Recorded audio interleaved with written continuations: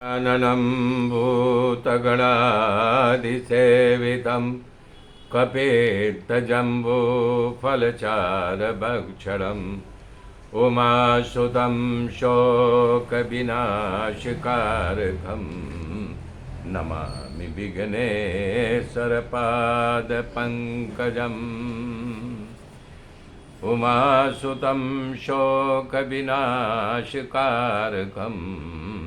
नमामि विघ्नेश्वरपादपङ्कजम्। गुरुर्ब्रह्मा गुरुर्विष्णु गुरुदेव महेश्वर गुरु साक्षात् परब्रह्मा तस्मै श्री गुरुवे नमः। तस्मै श्री गुरुवे नमः। या कुन्देन्दु तुषारहार धवला या शुभ्रवस्त्रावृता या वीणा वरदण्डमण्डितकरा या श्वेतपद्मासना या ब्रह्माच्युतशङ्करा पवित्रभिर्देवैः सदा वन्दिता। सा मां पातु सरस्वती भगवती निःशेषजाड्यापहा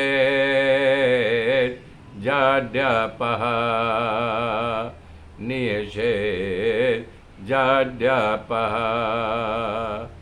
हरे राम राम राम हरे हरे हरे कृष्ण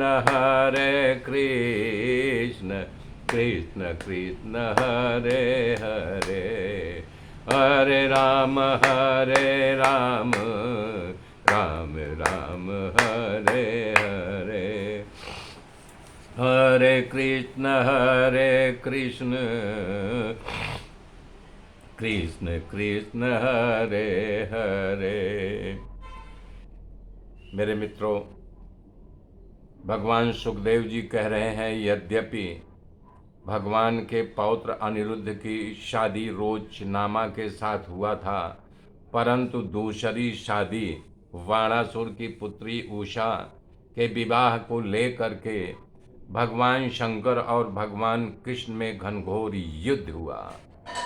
सुखदेव जी की बात को सुन करके राजा परीक्षित को बड़ा आश्चर्य हुआ। उन्होंने कहा, भगवान, हे प्रभु, भगवान श्री कृष्ण के पौत्र अनिरुद्ध की शादी के प्रसंग को लेकर के बाणासुर और माफ करना भगवान शंकर और भगवान कृष्ण में घनघोर युद्ध क्यों हुआ? सुखदेव जी कथा का विस्तार करते हुए कह रहे हैं कि हे राजन, राजा बलि की कथा तो मैं सुना चुका हूँ। राजा बलि से वामन अवतार में भगवान बापर ने 3 डग में आकाश पाताल और यानी कि धरती सब ले लिया था। उसी राजा बलि का बड़ा पुत्र बाणासुर था, जो भगवान का परम भक्त था। अपनी आराधना, तपस्या, पूजा पाठ से भगवान शंकर को प्रसन्न कर लिया था। वैसे बाणासुर का समाज में मान और आदर था भी। उसकी नगरी राजधानी शोणितपुर थी। भगवान उसकी सेवा से प्रसन्न हो गए और बोले कि वर मांग।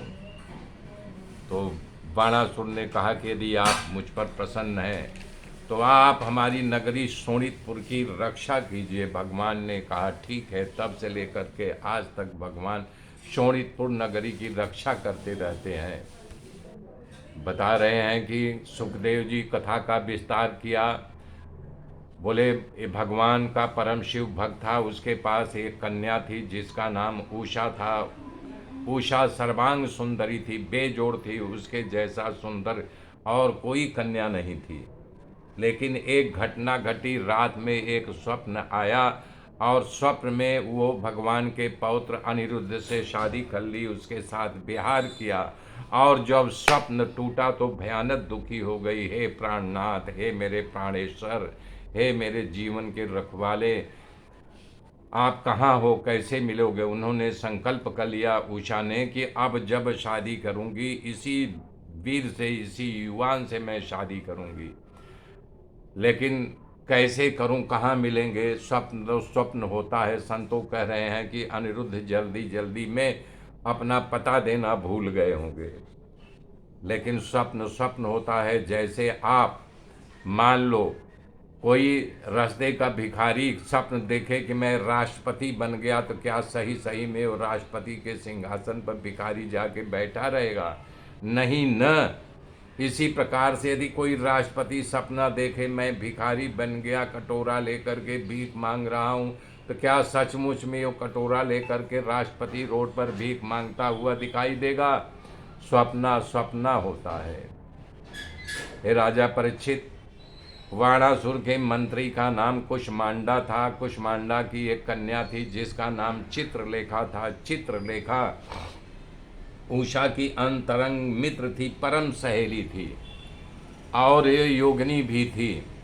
तो बता रहे हैं कि जब उषा को बार बार देखती गौर से कि उसकी आंखें किसी को ढूंढती, किसी के इंतजार कर रही हैं, इस प्रकार से वो एक दिन पूछ बैठे कि हे मेरी सहेली, सही सही बता क्या बात है। मुझे ऐसा लग रहा है जैसे कोई पत्नी का पति परदेश गया हो तो उसकी आंखें अपने पति का इंतजार करती रहती है, मेरा प्रीतम कब आएगा। वो अगर जरा सा आहट हो दरवाजे की तरफ देखते लगती है, दौड़ के दरवाज़ा खोलने का इंतजाम करती है। इसी प्रकार से तू विरह में है। तब उषा के आंख में आंसू आ गया। उन्होंने सारी बात बता दी कि मेरी प्रिय सहेली, मेरे स्वप्न में एक बाकड़िया बाल वाला खूबसूरत युवान आया, मेरे साथ विवाह किया, मेरे साथ सुहाग रात मनाया। अब मैं जब शादी करूंगी तो उससे ही करूंगी, मैं कहाँ ढूंढूं।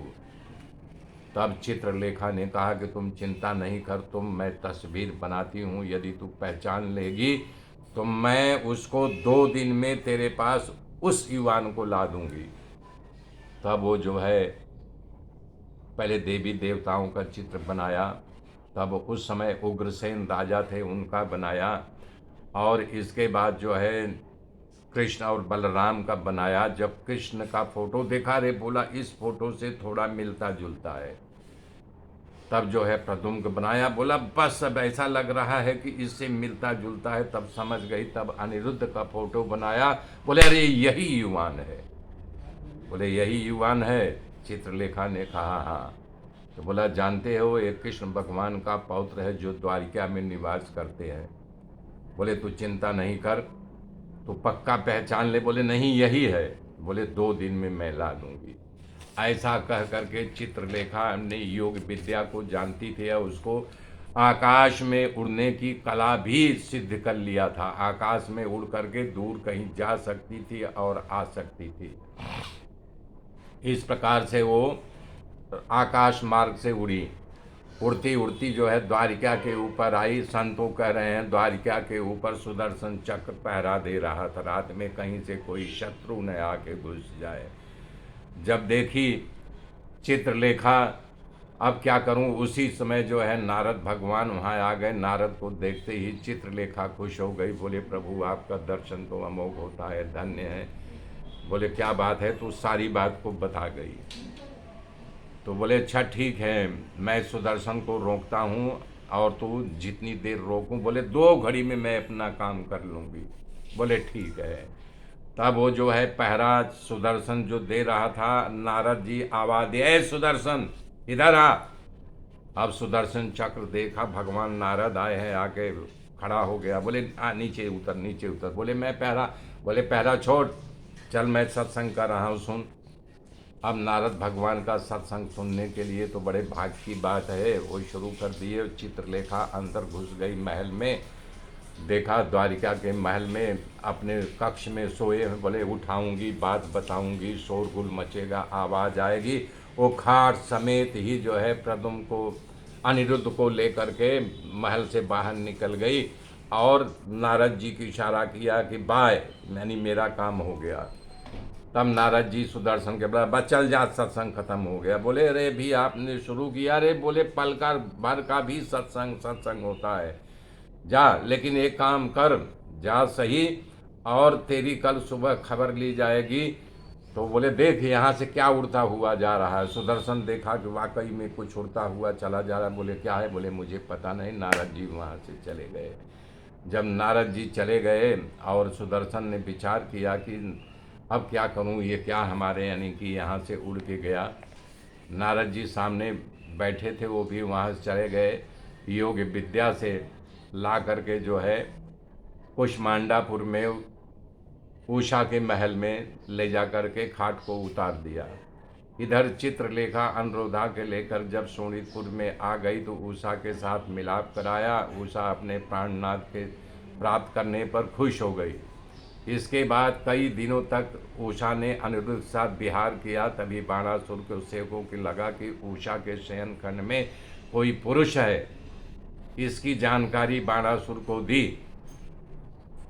जब बाणासुर हाथ में तलवार और सैनिकों को लेकर के आया। मेरे मित्रों, आगे की गाथा कल जोड़ूंगा। तब तक के लिए जय श्री राम।